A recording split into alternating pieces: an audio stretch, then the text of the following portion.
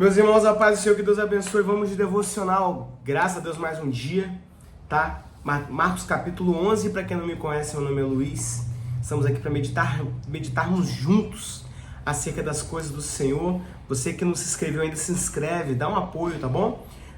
Curta o vídeo, faz um comentário e que Deus possa te abençoar. Nos apoie nesse trabalho, tá bom? Vamos lá, irmãos. Marcos capítulo 11. Do versículo 1 ao versículo 11, irmãos, é uma das passagens que muito mexe ao meu coração, porque nós vamos ver Jesus entrando em Jerusalém, montado sobre um jumentinho. E essa situação, ela é muito emblemática, porque da mesma maneira, eu penso que os judeus, eles esperavam um Messias, um homem guerreiro, um homem com muita pompa, um homem com muita autoridade, mas a autoridade aos olhos humanos, não é? Uma pessoa que jamais, hoje nós percebemos que as autoridades elas jamais aceitariam entrar em uma cidade, e diga-se de passagem, a cidade do rei, tá? Pela qual ele é herdeiro, porque ele é filho de Davi.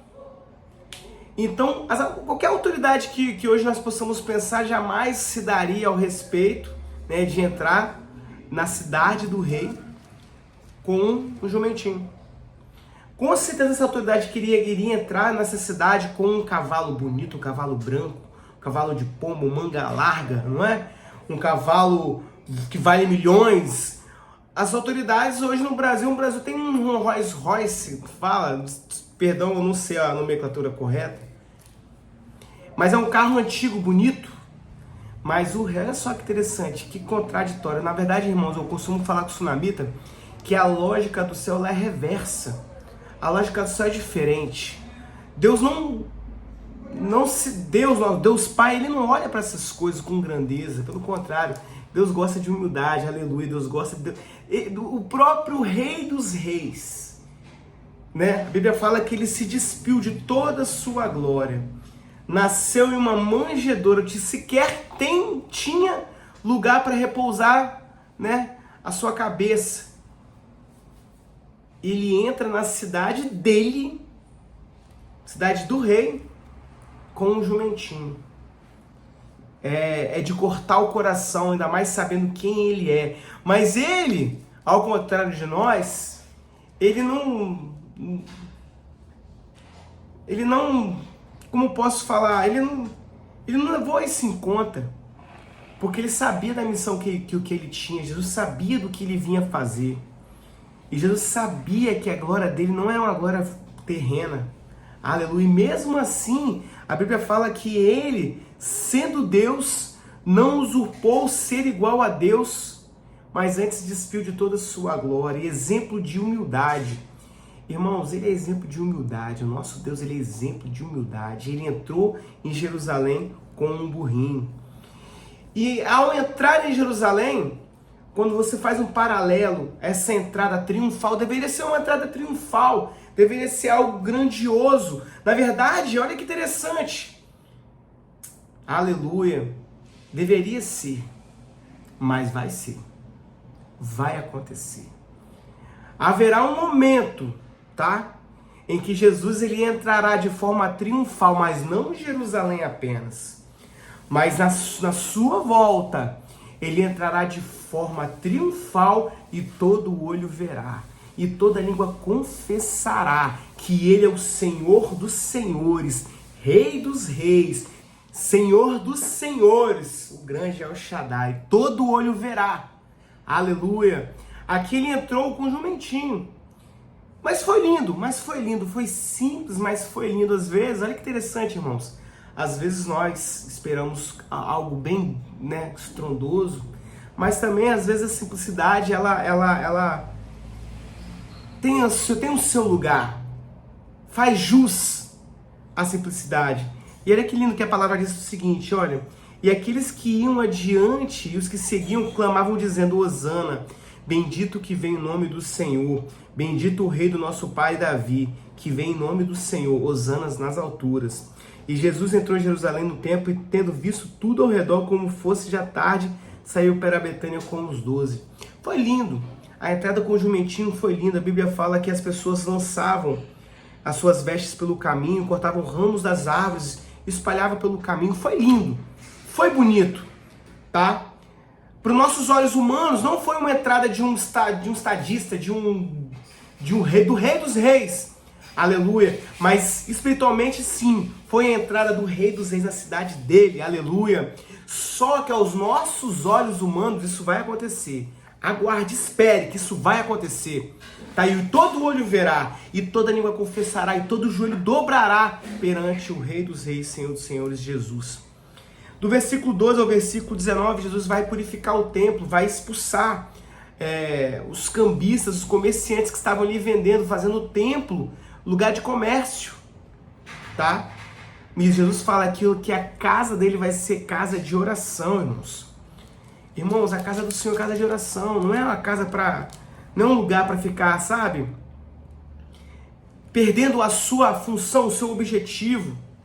Do versículo 20 ao versículo 26, Jesus ele nos exorta a usarmos a nossa fé. E nos ensina que se pedirmos algo com fé e crendo, não duvidando, né, será concedido. Olha que versículo lindo. Porque em verdade vos digo que qualquer que disser a este monte, erga-te e lança-te no mar, e não duvidar em seu coração, mas crê que se fará aquilo que diz, tudo que disser lhe será feito. Por isso vos digo que tudo que pedires orando, crede que o recebereis e tê-lo-eis. Aqui o Senhor nos exorta a pedirmos. Irmãos, é interessante como a Bíblia... O Senhor tem falado muito no meu coração nos últimos dias, quanto à questão do pedir. A própria palavra fala que nós pedimos e não recebemos porque pedimos mal. E muitas das vezes, irmãos, sequer pedimos. Mas o Senhor, Ele nos exorta, peça. Peça ao Pai e creia que será dado. Aleluia. Se for da vontade dele, é claro, tá? Mas peça com fé, não duvidando. Não é aquele pedido... Nós lemos lá em Marcos capítulo 6, que fala muito no meu coração ainda, do leproso. Se queres, bem podes limpar-me. Olha que frase forte. Se queres, bem podes limpar-me. Ou seja, ele entregando... O leproso fazia um pedido ao Senhor, reconhecendo a sua autoridade, a sua soberania, se queres. E com fé, crendo, bem podes limpar-me.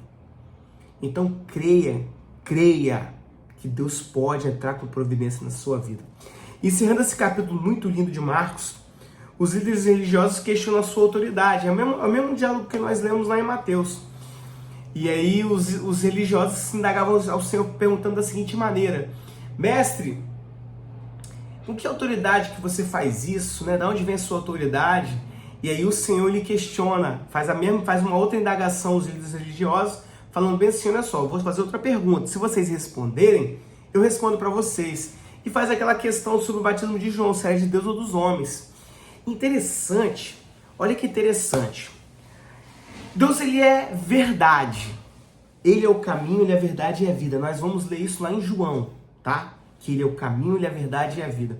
Quando nós temos a verdade, a resposta é muito simples. Quando nós conhecemos a verdade, a resposta ela vem rápida.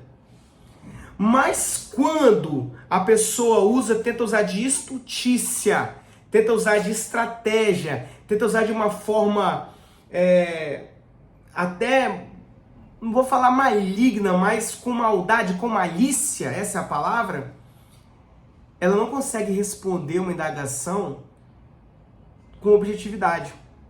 Ela vai olhar para trás, vai dar um passo atrás, vai pensar no que vai responder. Não é uma pessoa verdadeira. E Jesus, conhecendo o coração dessas pessoas, né, não eram pessoas verdadeiras. Elas até respondem, não sabemos. E é interessante que eles chegaram a essa conclusão para não dar uma resposta a Jesus, tá? Mas realmente eles não sabiam se era de Deus, se era dos homens. Porque eles não criam na verdade. Aleluia! Possamos crer na verdade e teremos simplicidade de coração e objetividade nas respostas, tá bom? Meus irmãos, fico por aqui, que Deus te abençoe, tá? Não se esqueça de dar um joinha agora, não custa nada, dá um apoio, apoia a gente nesse trabalho, é um trabalho, tá bom? Nós estamos nos dedicando aqui, tendo tempo para fazer esse trabalho, é para nós também, porque a palavra é a espada de dois gumes, ela é viva e eficaz. E desce um comentário, nos ajude nesse trabalho, tá bom? Que Deus te abençoe, fique conosco, tá? Amanhã tem mais devocional para os irmãos. Que Deus abençoe.